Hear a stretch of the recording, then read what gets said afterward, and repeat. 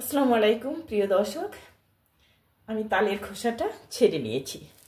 মানে আস্তে আস্তে একটু একটু করে ছিঁড়ে ফেলে দিয়েছি উপরের যে খোসাটা থাকে। এখন আমি তিনটা এটা আগ বলে এটাকে বাংলায়, এখন আপনারা কি বলেন। এখন আমি এটা করব, এটার মধ্যে আমি পানি দিব, বেশ কিছু না, অল্প পানি, এই কাপে 1 কাপ পানি দিব, যেন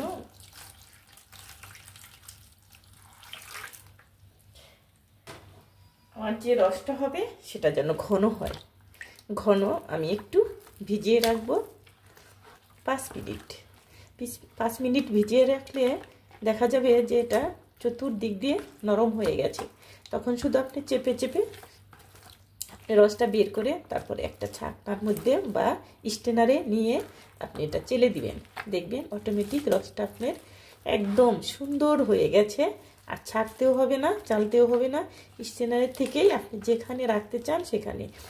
আমি সংরক্ষণ করে রাখবো, কারণ প্রত্যেক দিনই কিছুদিন পরপরই তাল নিয়ে আসে, এত তাল দিয়ে কী করবো। তার জন্য মাঝে মধ্যে যখন শীত আসবে বা একটা গেস্ট আসলে তাল ওটা বের করে 10-20 মিনিট আগে বের করে রাখলে আপনি যে কোনো পিঠা বানিয়ে দিতে পারবেন। তখন তালের কিন্তু অনেক মজার একটা ফ্লেভার। আর চেষ্টা করবেন সব সময় আপনারা মিষ্টি, তালটা যেন মিষ্টি থাকে, তেতো যেন না থাকে। এটাই এই কিনতে একটু করবেন। এটা তো চেনা যায় না, তবু জিজ্ঞেস করে আপনারা বুঝেন। যেটা তেতো সেটা বোঝা যায় কিছু কিছু, আর যেটা কালচে বেশি সেটার রসটা কিন্তু অনেক মিষ্টি, অনেক টেস্টি। আগের নানি দাদিরা তো কলার পাতা কেটে তারপরে সেখানে গুড়, চাউলের গুঁড়ি সেগুলো মিক্সড করে এটা হাত দিয়ে একদম রুটির মতো করে দিয়ে চেপে তারপরে আপনাদের দেখাবো আমি। এভাবে করে তারা ভেজে নিত, মানে ঢিসের পর ঢিস। তাদের বাড়িতে অনেক কামলা থাকতো, অনেক কাজের মানুষ থাকতো, লোকজন থাকতো, তারপরে সায় শরিক আত্মীয় স্বজন সবাইকে দিত। তার জন্য তাদের বেশি করতে হইতো। সবাই কিন্তু পিঠা হাত দিত, সব মানে যে শরিক যতগুলো আছে সবাই এক বাড়িতে, আবার অন্য দিন আবার আরেক বাড়িতে এরকম করতো। এখন তো সেরকম নেই। এখন পিঠা কাউকে বানিয়ে দিবে তো দূরের কথা, নিজেরাই খায় না বানিয়ে। এখন এই অবস্থা হয়েছে। এখন সবাই তো আপ টু ডেট। এক এক বউরা আসে এক এক জায়গার থেকে, তারা বলে না না না আমি এটা পারি না সেটা পারি না। কিন্তু কিছু কিছু মানুষের ক্ষেত্রে দেখা যায় যে তারা সব পারে, রান্না এ টু জেড পর্যন্ত পারে।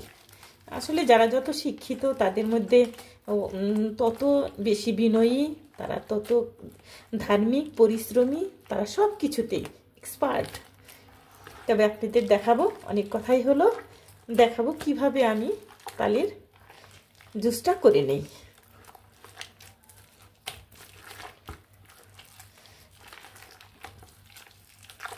সবটার থেকে আমি ছাড়াচ্ছি, কিন্তু ঘনত্বটা যেন থাকে, বেশি যেন পানি না হয়, এদিকে লক্ষ্য রাখতে হবে।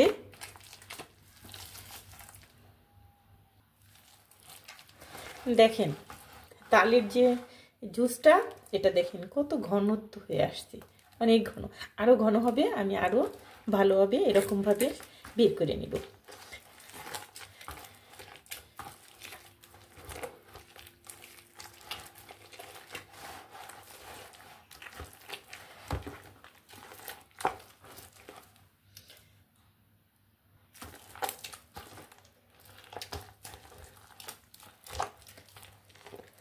এটা দিয়ে অনেক কিছুই হয়, কেক হয়, তেলের পিঠা হয়, তারপর বড়া পিঠা হয়, হ্যাঁ অনেক কিছুই সবাই করে। সুন্দর আবার ব্রেড দেখলাম সেদিন একটা ইউটিউবে, একটা মহিলা ব্রেড বানাচ্ছে এই তাল দিয়েই, বেশ ভালো লাগছে। খাইনি, তবু দূর থেকে দেখা হয়েছে, ছবিতে দেখা গেছে অনেক সুন্দর, কালারটা অনেক সুন্দর। তারপরে সবাইকে দিচ্ছে। দেখেন মানুষের কত বুদ্ধি, আগে তো শুধু পিঠা বানাতো, এখন অনেক কিছু বানায়।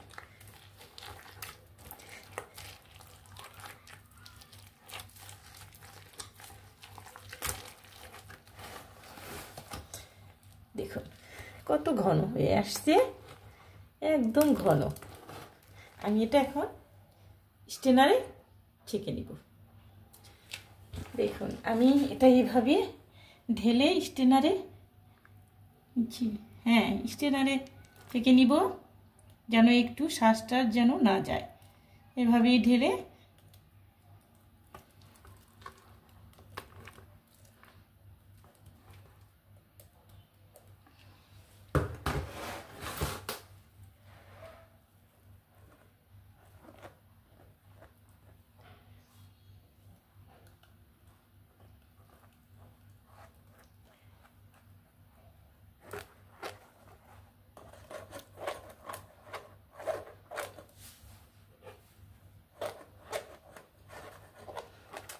কষ্ট করে চেলে সুন্দর করে ডিপে রেখে দিবেন। অতি সহজেই আপনি পিঠা বানিয়ে খেতে পারবেন, সবাইকে দিতে পারবেন, সবাই খুশি থাকবে।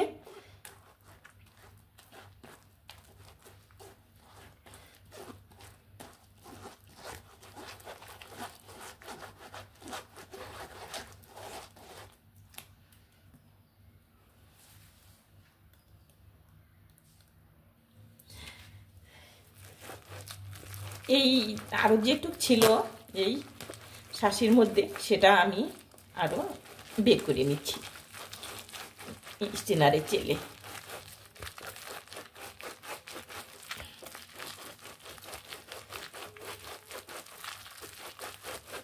দেখুন অনেক হয়েছে।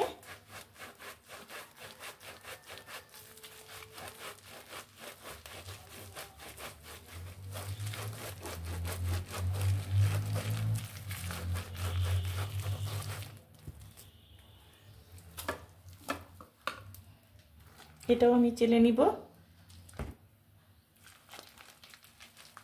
দেখুন একটু কোনো শ্বাস টাস এখানে যাবে না।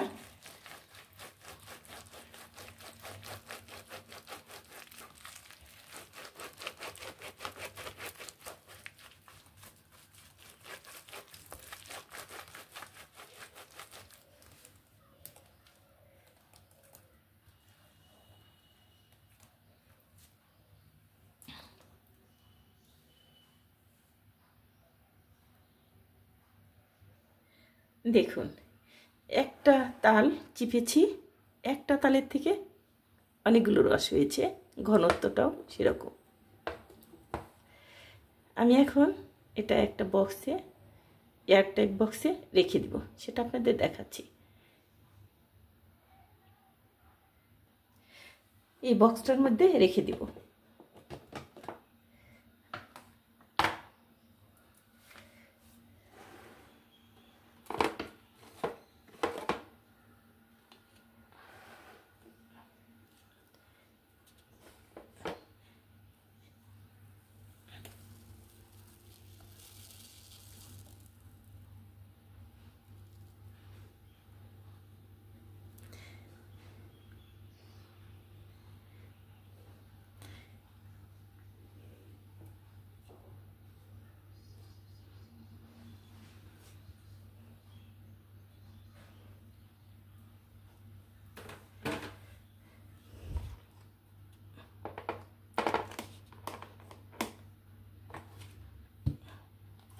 সারা বছর খেতে পারবেন সংরক্ষণ করে।